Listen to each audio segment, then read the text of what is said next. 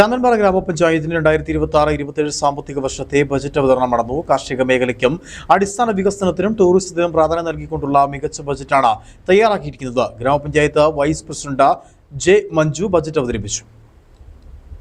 ശാന്തൻപാറ ഗ്രാമപഞ്ചായത്തിന്റെ വരുന്ന ഒരു വർഷത്തെ കാലത്തേക്കുള്ള ബഡ്ജറ്റ് അവതരണം പഞ്ചായത്ത് കോൺഫറൻസ് ഹാളിലാണ് നടന്നത്. പൂർണ്ണമായും കാർഷിക മേഖലയെ ആശ്രയിക്കുന്ന ഗ്രാമപഞ്ചായത്തിൽ കാർഷിക മേഖലയ്ക്കും ടൂറിസത്തിനും ഊന്നൽ നൽകിക്കൊണ്ടുള്ള ബഡ്ജറ്റാണ് അവതരിപ്പിച്ചത്.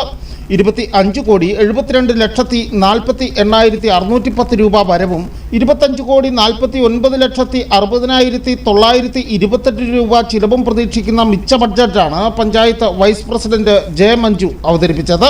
എല്ലാ മേഖലകളെയും ഉൾപ്പെടുത്തിക്കൊണ്ടുള്ള ഒരു സമ്പൂർണ്ണ ബഡ്ജറ്റാണ് ശാന്തൻപാറ ഗ്രാമപഞ്ചായത്ത് തയ്യാറാക്കിയിട്ടുള്ളത്.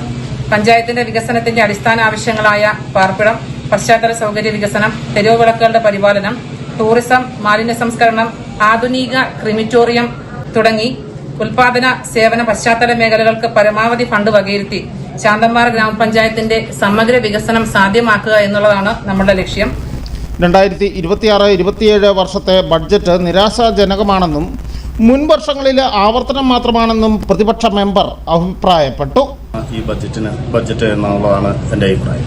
കാരണം ഒരു ആവർത്തനമല്ലാതെ പുതിയതായി ഒരു തനത് ഫണ്ട് കണ്ടെത്തുവാൻ ഈ വർഷങ്ങളിൽ നമുക്കിനി വരുന്ന വർഷങ്ങളിൽ എന്താണ് പുതിയതായി നമുക്കൊരു തനത് ഫണ്ട് കണ്ടെത്തുവാൻ എന്നുള്ള ഇതിനെക്കുറിച്ചുള്ള യാതൊരുവിധ മാർഗനിർദ്ദേശങ്ങളും ഈ ബഡ്ജറ്റിൽ കാണുന്നില്ല.